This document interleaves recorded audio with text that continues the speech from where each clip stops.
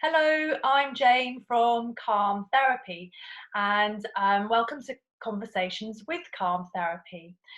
First of all, I'm wishing you all well during these times of adversity. We're now obviously in lockdown and to stop the spread of this coronavirus. So, Conversations with Calm Therapy. It's a project where I interview a series of holistic therapists and business owners during this COVID-19 pandemic. This is to create connection amongst the business owners and also offers you as the viewer tips on how to cope during times of sudden change, how to manage your fear that rises with all the uncertainty, and perhaps learn how to release fear from your body.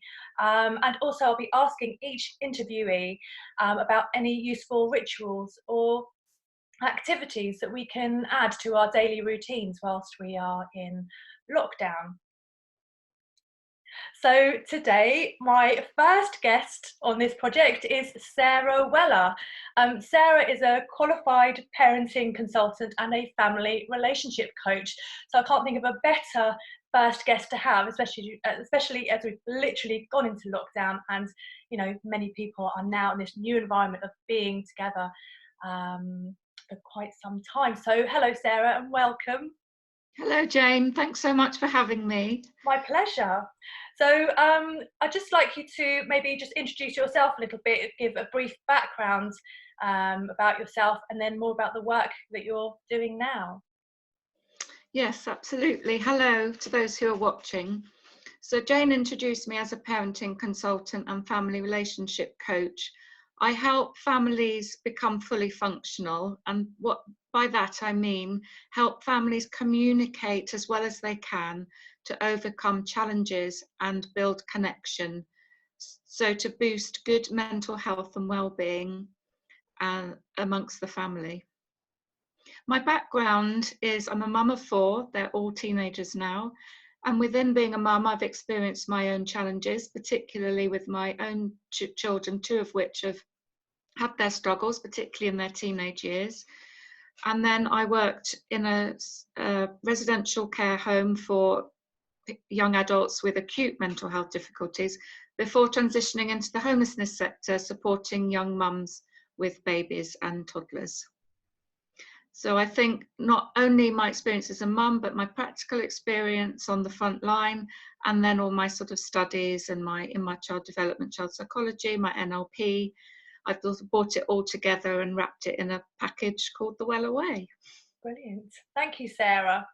So I'm going to be asking each of my interviewees the same 3 questions, and I am hoping that your answers will be coming from your areas of expertise.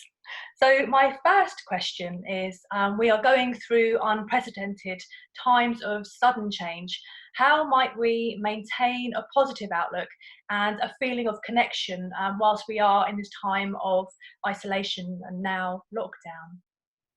And it's such a great question, Jane. And I was thinking about what the most important aspect of this is. And I've already been speaking to mums who are already feeling the overwhelm of taking yet another role on, and that's the perceived role that they have to become a home educator.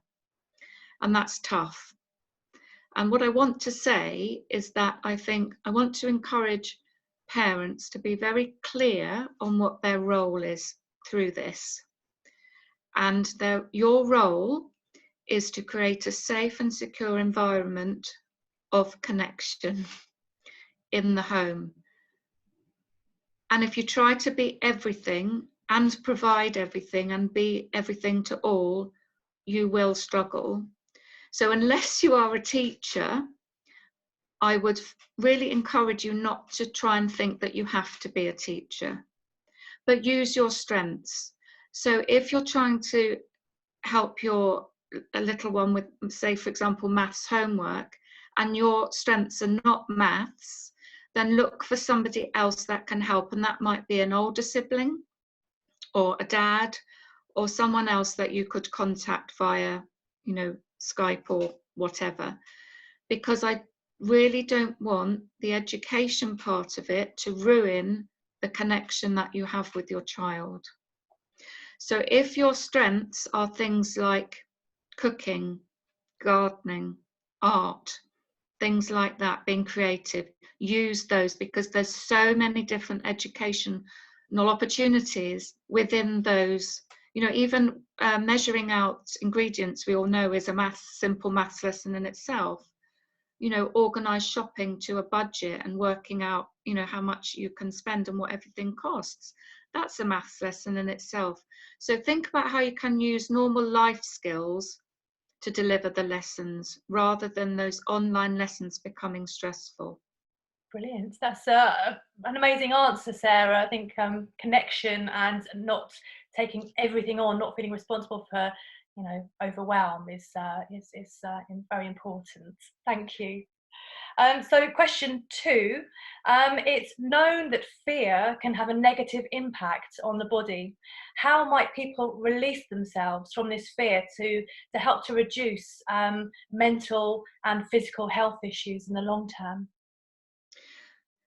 I was listening to a podcast today from Russell Brand, and I just randomly discovered it, scrolling as you do. And he made a really good point about there's 2 types of fear going on here. There's neurotic fear and there's wisdom fear.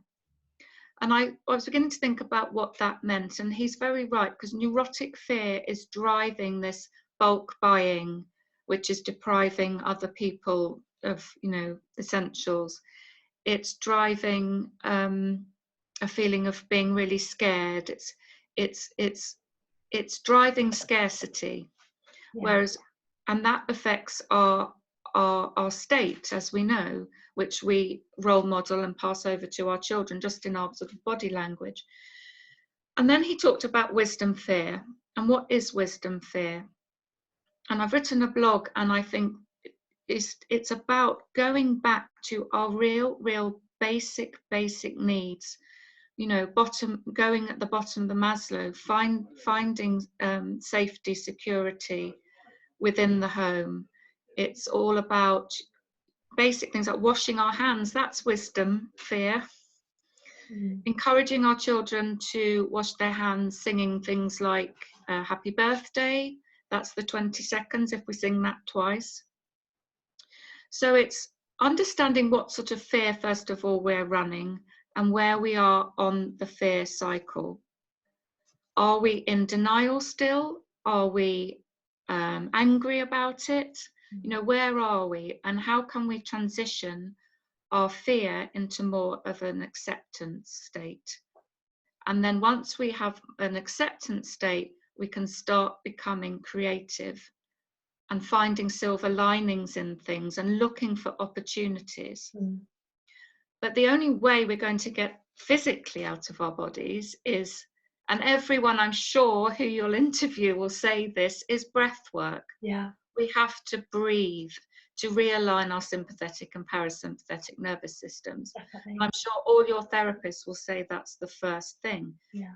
The thing is, when I'm working with children particularly, they don't really grab the concept of breathing.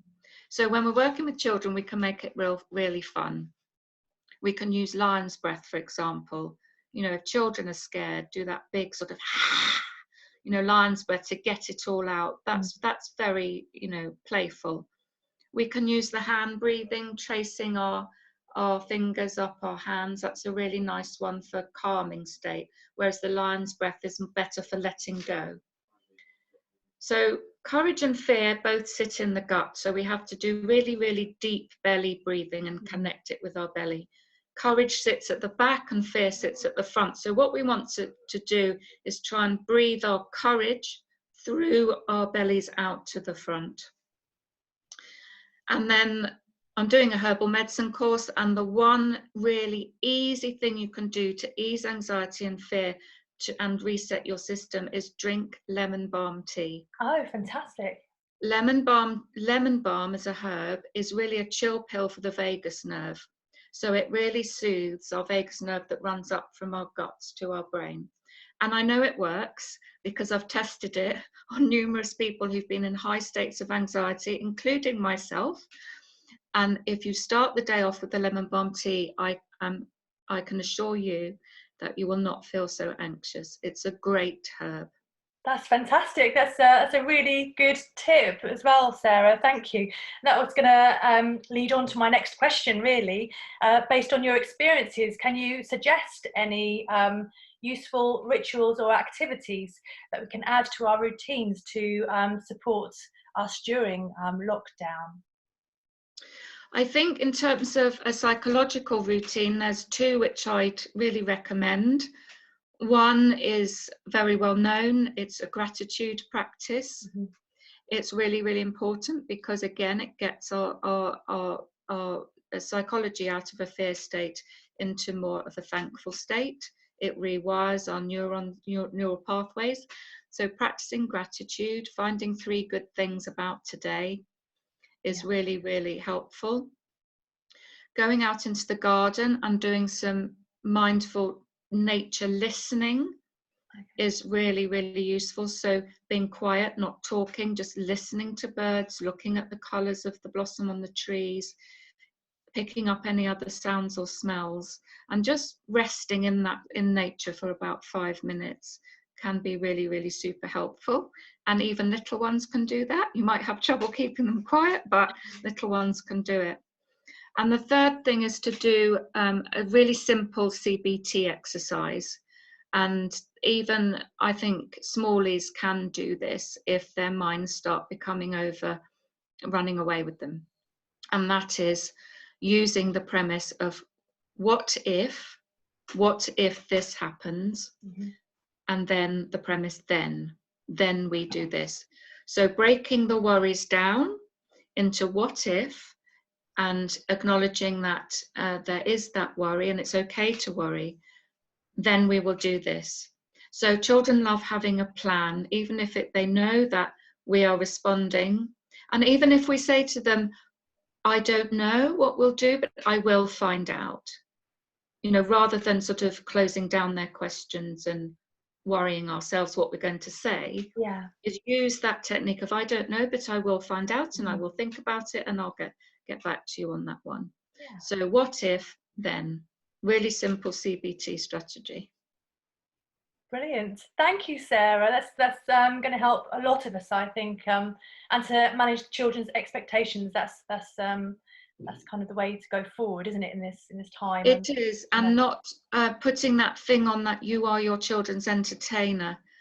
Can't stress this enough, to let them find their own flow in this, rather than you imposing your flow. Let them be children, let them play, let them be curious, and let them discover. And this I think home isolations opens up so many opportunities that I'm really already seeing, and people are telling me children are becoming just a lot calmer and not so stressed, being in that sort of busy routine every week. Yeah, brilliant. Thank you, Sarah. That's brilliant. Thank you for answering these questions. How can we find out more about you? Do you have a website? How can people get in touch with you if they feel they could do with more of your support? I do have a website. It's thewellaway.co.uk. I have a contact page there. You can message me and I will pick that up by email. I have social media channels, so I'm on Facebook and Instagram. And I'm not going to be posting regularly because I'm very aware that there's so much noise around.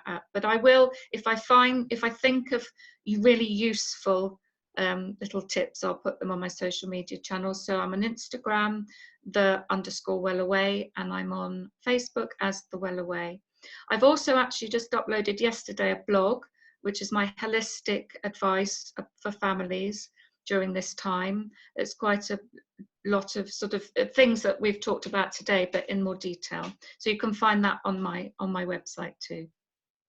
That's great. Well, thank you, Sarah. Thank you so much for your time and for giving us all your knowledge that's going to really help us through these different times. So I really appreciate it.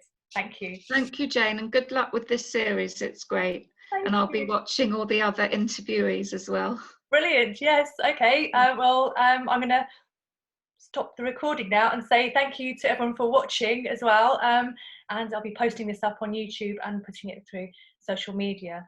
Okay, thank you. Goodbye. Thank you. Bye. Bye, Jane.